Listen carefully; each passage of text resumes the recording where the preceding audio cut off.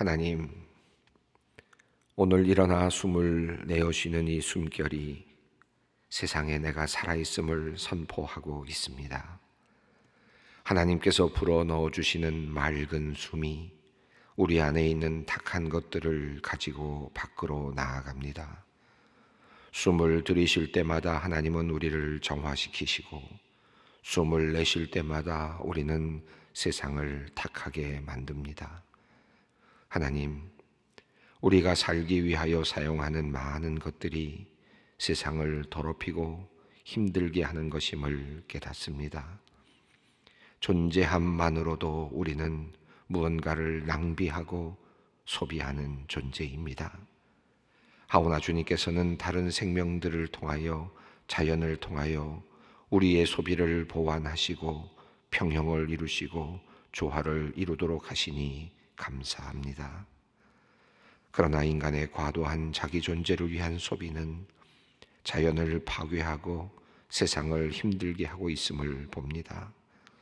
인류의 안락함을 추구하느라 발생한 많은 환경의 파괴들, 오존층의 파괴로 인한 지구의 온도 상승, 이로 인한 자연의 재해는 이제 역으로 인간의 미래를 어둡게 하고 인간의 존재를 위협하고 있습니다.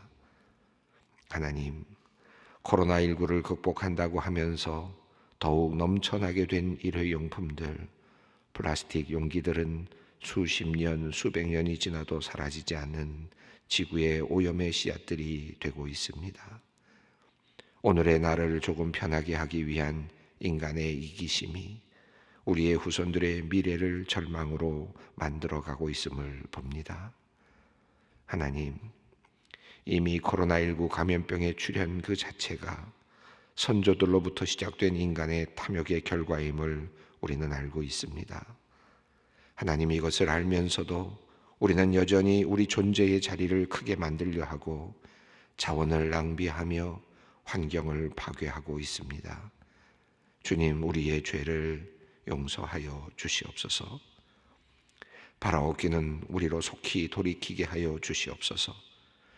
자원의 과도한 소비가 일어나지 않게 하시고 우리의 앉았던 자리, 우리가 살았던 자리가 검소하게 하여 주시옵소서.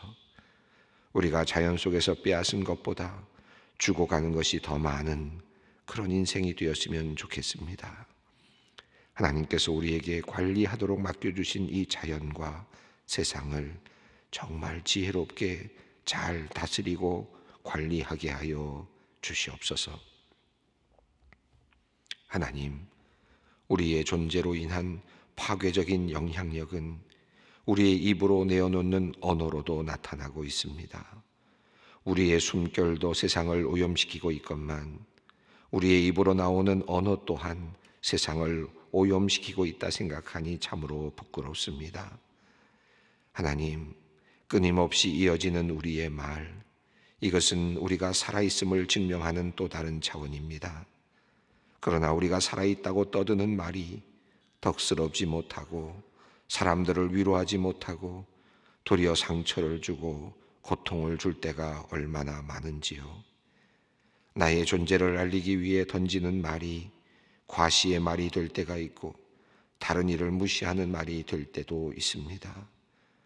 무책임하게 농담이라고 내뱉는 말이 사람들의 마음을 아프게 할 때가 있고 심지어 거짓을 말하여 사람들을 혼란스럽게 할 때도 있습니다. 버릇처럼 거짓을 말하는 사람들은 자신이 이 세상 속에서 무엇을 만들고 있는지도 모른 채 자기 존재의 부작용을 세상에 남기곤 합니다. 하나님, 인간의 이러한 부끄러운 현실을 보며 안타까운 마음으로 오늘 이 새벽 주님께 기도합니다. 하나님, 바랍니다. 오늘 하루 내 입술의 말들을 온전케 붙잡아 주시옵소서. 하나님께서 우리의 입술과 말을 주장하여 주시옵소서. 하나님께서 우리의 의식과 마음에 하나님의 마음과 생각을 불어넣어 주셔서 우리의 언어가 주님의 마음을 드러내게 하여 주시옵소서. 이 세상에 나옴으로 세상이 밝아지는 말을 하게 하여 주시옵소서. 이 세상에서 들려짐으로 사람들에게 기쁨이 되는 말이 나누어지게 하여 주시옵소서. 선한 말, 따뜻한 말, 공감하는 말, 배려하는 말로 오늘 하루를 채우게 하여 주시옵소서. 주님, 정말 오늘 우리의 하루가 그러하게 하여 주시옵소서. 하나님, 오늘은 세상에 나아가 그들의 말로 복음을 전하는 우리 선교사님들을 위해 기도합니다. 온 세상을 구하는 언어, 말씀을 들고 전하고 있는 선교사님들입니다. 하나님, 무엇보다 선교사님들의 입술에 능력의 말씀을 넣어 주시옵소서. 전하는 말씀이 힘이 되고 능력이 되게 하시어 놀라운 일들이 일어나게 하시고 구원받는 사람들의 수가 늘어나게 하여 주시옵소서. 하나님, 특별히 선교사님들의 마음을 지켜 주시옵소서. 혹여나 인간적인 기대나 욕심에 사로잡히지 않게 하시며 불안이나 초조에 사로잡히지 않게 하시옵소서. 그래서 하나님께 드려진 그 삶을 더욱 아름답고 귀하게 만들어가는 선교사님들이 되게 하여 주시옵소서. 오직 하나님을 향한 믿음과 소망만을 전할 수 있게 하여 주시옵소서. 그 삶이 진실된 편지가 되어 하나님을 바르게 선포케 하여 주시옵소서. 오늘 회전 근개 파열로 수술 받으시는 권사님을 위해 기도합니다. 그동안 통증 가운데서도 손주들을 비롯한 가족들을 살피며 평생 강단 꽃꽂이 봉사로 섬겨오신 헌신의 마음을 귀하게 받아 주시옵소서. 오늘 오전 11시 수술 받으실 때 의료진의 손길 지키시어 정확한 집도가 이루어지게 하시고 앞으로 이어질 재활 과정도 주님 손으로 붙들어 주셔서 잘 이겨내게 하여 주시옵소서. 곁을 지키시는 남편 집사님께도 힘을 주시고 평안으로 함께 하여 주시옵소서. 오늘 자궁난소 낭종으로 수술을 받으시는 집사님이 있습니다. 혹의 크기가 커서 수술로 제거해야 한다 합니다. 하나님께서 집도하시는 의료진들을 붙들어 주셔서 깨끗이 제거되게 하시고 수술 후에도 몸이 잘 회복되어 건강을 온전히 회복케 하여 주시옵소서. 하나님, 오늘도 말씀을 기다립니다. 우리가 말씀을 읽고 들을 때 성령께서 함께 하시며 은혜를 듬뿍 내려 주시옵소서. 우리 주 예수 그리스도의 이름으로 기도드리옵나이다. 아멘. 오늘 주시는 하나님의 말씀은 사도행전 28장 1절로 6절까지 말씀을 함께 봉독하겠습니다. 우리가 구조된 후에 안즉 그 섬은 멜리데라 하더라. 비가 오고 날이 참에 원주민들이 우리에게 특별한 동정을 하여 불을 피워 우리를 다 영접하더라. 바울이 나무 한 묶음을 가두어 불에 넣으니 뜨거움으로 말미암아 독사가 나와 그 손을 물고 있는지라. 원주민들이 이 짐승이 손에 매달려 있음을 보고 서로 말하되 진실로 이 사람은 살인한 자로다. 바다에서는 구조를 받았으나 공의가 그를 살지 못하게 함이었다 하더니 바울이 그 짐승을 불에 떨어버리매 조금도 상함이 없더라. 그들은 그가 붙든지 혹은 갑자기 쓰러져 죽을 줄로 기다렸다가 오래 기다려도 그에게 아무 이상이 없음을 보고 돌이켜 생각하여 말하되 그를 신이라 하더라. 아멘. 이제 바울을 태운 배가 이제 한 섬에 도착을 했습니다. 먼 그 섬에서부터 그레데 섬에서부터 시작된 여행이었는데 여행이라고 하기에는 너무나도 힘들고 참혹했던 시간이었겠죠. 배가 거의 난파된 그런 상황 속에서 14일 이상을 굉장히 긴 시간을 떠다니다가 결국은 한 곳, 한 섬에 처박히는 그 모래사장에 배가 부딪히는 이제 그런 상황이 되었습니다. 하나님의 역사의 관점에서 본다면 그레데 섬을 출발한 그 배는 하나님께서 한 곳으로 지금 끌고 가고 계셨습니다. 인간이 노를 저었고 나름대로 노력을 하고 방향을 잡으려고 노력했고 자기 자신들이 가지고 있는 지혜를 가지고 끊임없이 방향을 틀었겠죠. 순간순간 아마 바람의 방향에 따라서 오른쪽으로도 가고 왼쪽으로도 움직이면서 아마 수일 동안, 그 10여일 이상, 적어도 한 20여일 될 것 같은데 그 시간 동안 굉장히 힘겨운 그런 사투를 벌였을 것입니다. 그러지 않았더라면 그들은 아마 그 물에 모두 빠져서 죽었을 것입니다. 그런 면에서 선원들은 열심을 다했을 것입니다. 선장도 최선의 노력을 다했겠죠. 그러나 하나님의 관점에서 우리가 본다면 어떻습니까? 하나님은 하나님께서 원하시는 그곳으로 배를 지금 향하게 하고 계셨습니다. 어떤 방식이든지 사람이 배를 돛을 어떻게 만들든지 어떻게 세우든지 또는 키를 어떻게 잡든지 그 모든 과정을 이렇게 오른쪽으로 잡을 수도 있고 왼쪽으로도 잡을 수 있었지만 삐뚤거리면서 움직일 수도 있었겠지만 지그재그로 움직일 수도 있었겠지만 그러나 결국은 하나님께서는 하나님께서 원하시는 그 장소로 끌고 가고 계십니다.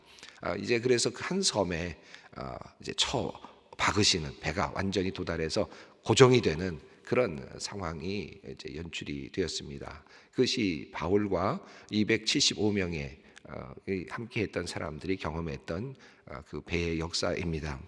우리가 영적으로 본다면 우리의 삶을 보아도 비슷한 모습들이 나타나곤 합니다. 우리가 인생의 큰 항해를 하고 있는데 긴 항해 중에 큰 풍랑을 만나기도 하고 어려움을 만나기도 하고 그래서 지그재그로 오늘은 이렇게 해야 되겠구나, 오늘은 이렇게 때워야 되겠구나, 이렇게 해야지만 오늘은 우리가 살 수 있겠구나, 지금은 바람의 방향이 이러니까 어쩔 수 없다, 동쪽으로 갈 수밖에 없다, 오늘은 바람의 방향이 또 이러니까 이제는 오늘은 어쩔 수 없다, 서쪽으로 갈 수밖에 없다, 그러면서 지그재그로 움직이면서 아마도 항해를 하겠죠. 우리의 인생도 그렇지 않습니까?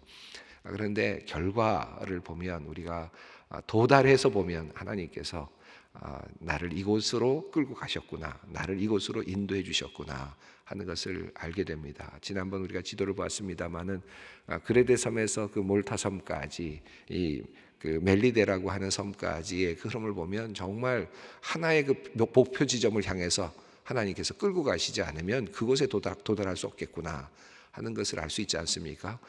처음 시작했던 출발점에서부터 출발해서 한 800km, 900km 정도에 되는 그 먼 거리인데 하나님께서 마치 관역을 맞추듯이 그곳에 맞추셨습니다. 그리고 그것에 도달하도록 해 주셨습니다. 오늘 본문은 사도행전 28장입니다. 28장 오늘 1절부터 6절인데요. 이제 사도행전의 마지막 장에 도달했습니다. 배도 도달했지만 이제 사도행전도 마지막 장에 이제 도착을 했습니다. 여러분 사도행전 29장 이렇게 쓰여진 것들을 혹시 보셨는지 모르겠는데 X29 뭐 이렇게 써 있기도 한데요. 그렇게 쓰여진 이유는 28장까지 있는 사도행전을 이제 이어서 29장부터 우리의 언어로 쓰는 것이다. 그런 의미에서 X29 이렇게 많이 이제 하나의 표처럼 만들어 놓고 교회들이 사용하는 것을 보게 됩니다. 어쨌든 사도행전은 28장으로 끝나는데 그 28장 마지막 장의 첫 부분을 우리가 지금 읽어가고 있습니다. 자, 이 바울과 그들이 누가 그리고 함께하는 사람들 그리고 그곳에는 지금 백부장도 있고 군인도 있고 죄수들도 있고 일반 선원들도 있었을 것이고 또 배를 움직이는 그런 또 다른 노동자들도 있었을 것입니다. 자, 도착하고 나서 보니까 배는 이제 완전히 망가졌습니다. 더 이상 이제 쓸 수 없는 상태가 됐습니다. 그들이 도착한 섬의 이름을 이야기하는데 1절 말씀입니다. 한번 읽어보겠습니다. 우리가 구조된 후에 안즉 그 섬은 멜리데라 하더라. 여기서 이제 멜리데라는 섬의 이름이 사실은 나와요. 그 멜리데 섬이라는 이름이 고대 고대 그 섬의 이름 속에서는 잘 나타나지 않습니다. 또 다른 사본에서는 멜리데네라는 표현으로 되어 있기도 합니다. 멜리데네. 아마도 지금 그들이 도착한 곳은 원주민들이 살고 있었고 어떤 사람들이 살고 있었는지 확실히 모르지만 어떤 사람들 그러나 아마도 페니키아인들로 그렇게 보여지는데 역사적으로 본다면 그곳이 만약에 정확한 도착 장소라면 그곳에 그 당시에 살았던 사람들은 그 페니키아 언어를 사용하고 있는 카르타계의 사람들이었을 것으로 추정을 합니다. 그래서 그 사람들이 살고 있는 그곳에서 그 동네 이름으로 그들이 이 동네를 뭐라고 부르느냐라고 했을 때 그 부르는 이름이 멜리데라고 하는 이름이었습니다. 그래서 그런지 공식적인 이름으로는 잘 찾을 수가 없습니다. 몰타섬 안에 가도 그 이름이 정확하게 나타나지는 않는 것 같아요. 그러다 보니까 이제 여러 학설들이 좀 있습니다. 전에도 말씀드렸습니다만은 이 몰타섬, 지금의 몰타섬인데 이 그레데 섬으로 보는 것이 맞겠느냐? 제가 볼 때는 이 섬이 맞는 것 같아요. 그렇게 보아야 우리가 해석하기가 좀 적절할 것 같은데 전에 말씀드렸습니다만은 조금 이제 다른 견해도 있습니다. 그것은 이제 아드리아해라고 하는 이 용어가 사용되지 않았습니까? 아드리아 바다에서라고 하는 표현이 나왔는데 그 아드리아 바다라는 이름을 현재는 다른 곳에서 사용하고 있기 때문이죠. 지난번 봤던 지도 중에 좀 큰 지도가 있는데 뭐 보여주실 수 있는지 모르겠습니다. 예. 보시면 여러분 지금 이제는 멜리데 섬이 보이시죠? 그레데 섬에서부터 출발해서 긴 여행, 바다길을 여행해서 멜리데 섬까지 도착하지 않았습니까? 우리가 지금 보고 있는 관점은 이 멜리데 섬을 저 섬으로 보는 거예요. 그런데 다른 학설도 있습니다. 여러분 쭉 위로 올라가시면 장화처럼 되어 있는 이탈리아가 있는데 그 오른쪽으로 이렇게 만이 하나 있죠. 만처럼 되어 있는 바다가 있습니다. 거기에 보면 아드리아 해라고 되어 있습니다. 지금은 아드리아 바다는 그것을 이제 명명하고 이야기하고 있죠. 제가 말씀드렸지만은 과거에는 이 지중해 바다 중심을 아드리아해라고 했다라고 하는 기록이 1, 2세기의 기록에 있기 때문에 지중해도 아드리아 바다로 사용됐다라고 했지만 현재로는 아드리아 바다가 저 위쪽으로 되어 있습니다. 그래서 아드리아해라는 이름 때문에 저 위쪽에서 장소를 찾으려는 분들이 있어요. 지금 이렇게 박스가 되어 있는데 그 박스의 저 끝에쯤, 그러니까 이탈리아 반도가 아니라 저 오른쪽에 있는 또 다른 이제 그 육지가 있지 않습니까? 그 바다의 끝에쯤에, 그 박스의 끝에쯤에 아드리아 바다의 지금으로 말하면 저 그림의 끝에쯤에, 바다의 끝에쯤에 있는 그곳에 섬들이 있습니다. 여러분이 그 구글 지도로 들어가셔서 흐바르 섬이라고 하는 섬을 치시거나 달마티아라고 하는 이름을 쳐보시면 그것이 이제 나올 거예요. 대략 그 지역에 있는 섬들 중에 어느 곳에 도착하지 않았느냐라고 보는 학설도 있습니다. 둘 중에 이제 하나로 보는데 그렇게 되면 좀 여러 가지가 잘 맞지는 않아요. 그러나 아라비아해라고 하는 이름 때문에 그쪽에 이제 그쪽일 것이다 보는 그런 학설도 있습니다. 그런데 전통적으로는 이 멜리데 섬을 이제 아마도 바울과 일행들이 도착한 섬으로 그렇게 보고 있습니다. 어쨌든 이 멜리데라고 하는 섬인데 그 멜리데라고 하는 섬의 이름이 그 당시에 그 가나안 사람들이 쓰는 말로는 그 이름의 뜻은 어떤 뜻이냐면 피난처라고 하는 뜻입니다. 피난처. 그러니까 피난처로 하나님께서 지금 그들을 몰고 가신 거죠. 그러니까 바울과 그리고 그의 일행들이 이곳 이름이 뭡니까?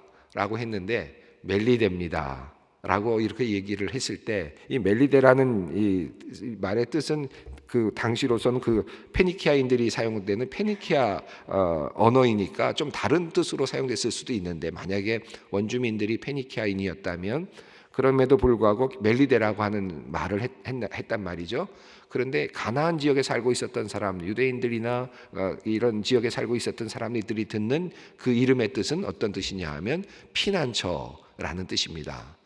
자, 그러니까 이게 참 묘한 거 아니겠어요? 그 당시 이 말이 가나안 말은 아닐 텐데 그들이 사용하는 가나안 말로는 이 멜리데라는 뜻은 피난처라는 뜻입니다. 그러니까 얼마나 놀랐겠어요. 바울도 그렇고 그 가나안 지역에 살고 있었던 사람들이 배를 타고 이렇게 이어져서 결국은 도착한 장소에서 이곳 어디입니까? 그랬더니 피난처, 우리가 알아듣는 한국말로 외국에 갔더니 외국 사람들이 우린 말로 말하면 피난처 이렇게 얘기한 거나 마찬가지예요. 그러니까 얼마나 이게 놀랍습니까? 그들에게는 아마 굉장히 인상적인 그런 사건이었을 것 같아요. 그래서 멜리데라 하더라, 피난처라고 하더라. 야, 하나님께서 우리를 피난처로 인도해 주셨구나 라는 것을 알게 됩니다. 자, 그리고 나서 이어지는 내용입니다. 2절 말씀입니다. 비가 오고 날이 참해 원주민들이 우리에게 특별한 동정을 하여 불을 피워 우리를 다 영접하더라.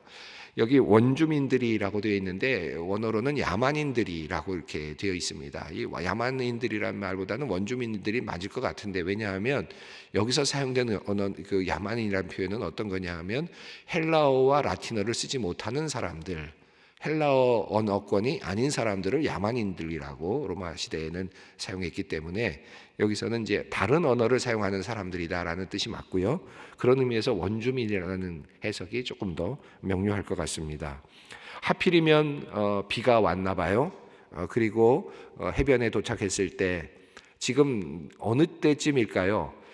그레데 섬에서 출발할 때 그 속죄일이 지났다라고 했거든요. 속죄일이 59년이라고 본다면 10월 5일이고요. 60년이라 본다면 좀 다른 또 날짜일 수 있습니다. 어쨌든 10월 중순쯤에나 초순쯤에 거기서 출발을 했다고 본다면 그레데 섬에서 14일 동안 그 방황했다. 배 위에서 힘들었다라고 하는데 14일이 항해 전 기간일지 아니면 어떤 일정 기간을 이야기하는지 모른다면 한 20일쯤 잡는다면 어떻게 됩니까? 아마도 11월 초쯤 아마 이렇게 되지 않겠어요? 우리나라에서도 11월 초쯤 되면 얼마나 춥겠습니까? 그런데 거기도 마찬가지입니다. 굉장히 추워지는 그런 상황이었던 것 같아요. 그러니까 상당히 추운 그런 상황에서 비가 옵니다. 그리고 그들은 이제 모든 걸 다 잃었습니다. 얼마나 처량한 상태입니까? 그런데 그것이 멜리데입니다. 피난처이죠. 모든 것 다 잃었지만 생명을 하나님께서 구하여 주셨으니까 그것이 피난처입니다. 피난처는 우리가 모든 게 다 있는 것이 피난처가 아니고 럭셔리한 어떤 화려한 그런 맨션이 피난처가 아니고 모든 것 다 잃었지만 나의 생명이 있는 그 자리가 피난처예요. 지금 여기는 정말 얼마나 힘들겠어요. 모든 게 다 없고 다 사라지고 먹을 것도 없고 이제는 다 없습니다. 그리고 춥기도 합니다.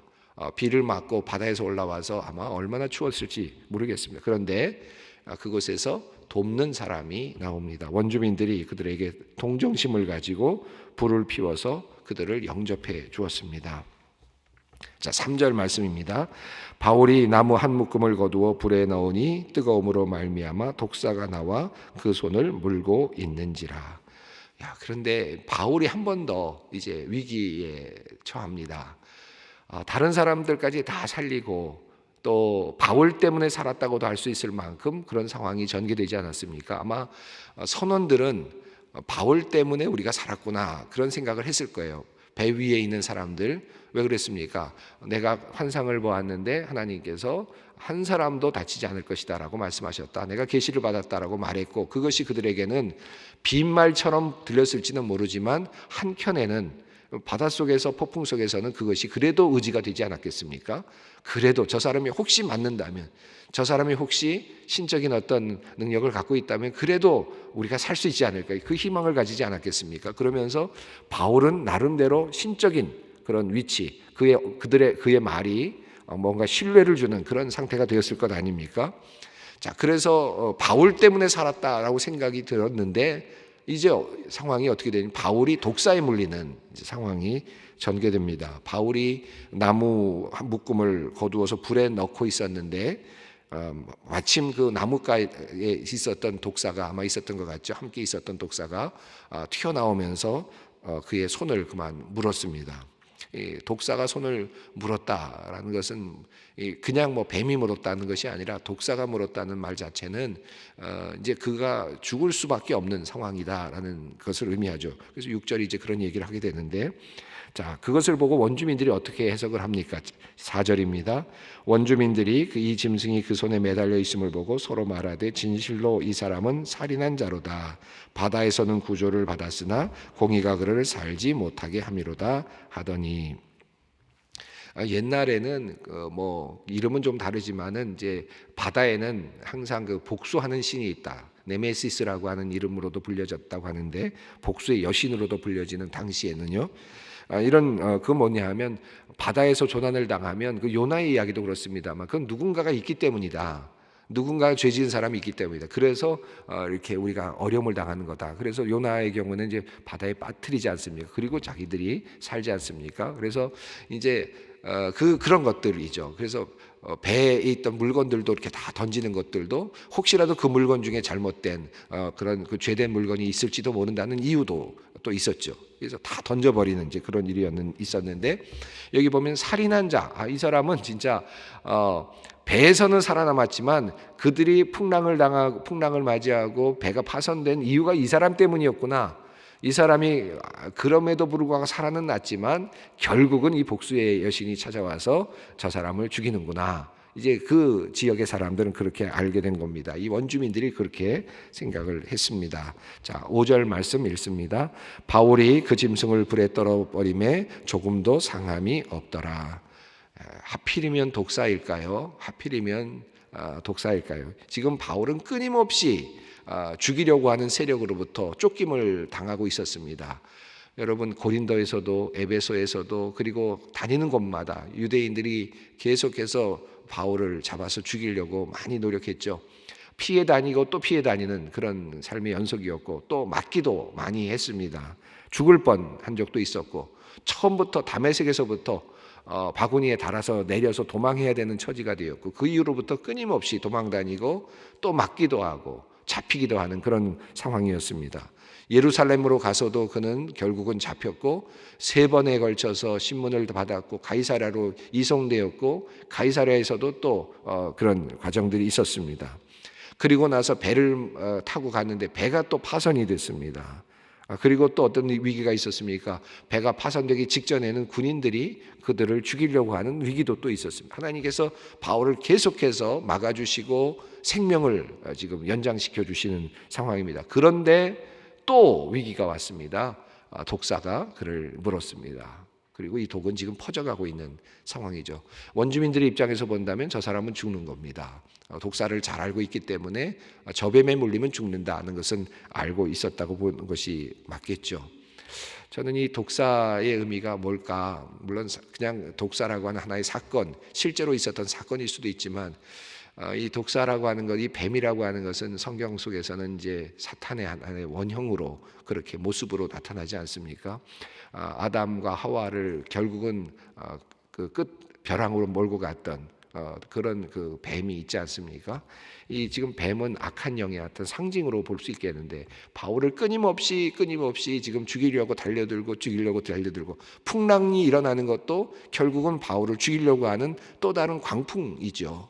그건 또 다른 하나의 세력의 어떤 일이었다고도 볼 수 있습니다. 그럼에도 불구하고 하나님께서 바울을 살리신 거거든요. 이 광풍 속에서도. 자, 그러자 결국은 뱀이 그를 물었습니다. 그의 정체가 사실은 나타나는 거지요. 그런데 바울은 그를 불에 떨어뜨려서 결국은 뱀을 태워버립니다. 그러면 이제 뱀은 탔다고 하더라도 바울도 죽을 운명일 것 같은데 6절 말씀입니다.